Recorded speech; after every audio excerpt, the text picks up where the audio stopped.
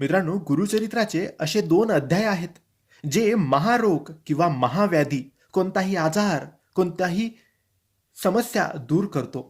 मित्रांनो, हा अध्याय म्हणजे 31वा अध्याय आणि 50वा अध्याय. मित्रांनो, 31वा अध्याय वाचल्याने महामारी, गंभीर आजार आणि कुष्ठरोग नष्ट होतात. आणि मित्रांनो, 50वा अध्याय वाचल्याने संपूर्ण आरोग्य आपले चांगले राहते. म्हणून मित्रांनो, रोज 31वा आणि 50वा अध्याय तुमच्या सकाळी अंघोळ झाल्यानंतर शांत ठिकाणी बसून वाचायचा आहे. वाचताना दत्तगुरू यांचे स्मरण करावे, दिवा लावावा आणि मग हे अध्याय वाचायचे आहे. 2 जमत नसतील तर कोणताही एक अध्याय वाचावा. 50वा अध्याय वाचला तर संपूर्ण आरोग्य सुधारते. म्हणून 31वा जमत नसेल तर 50वा अध्याय रोज सकाळी अंघोळ झाल्यानंतर वाचायचा आहे. विश्वासाने आणि श्रद्धेने या अध्यायाचे पठण केल्यास कोणताही आजार तुमचा लगेच दूर होईल आणि जीवनात सकारात्मकता येईल. श्री स्वामी समर्थ.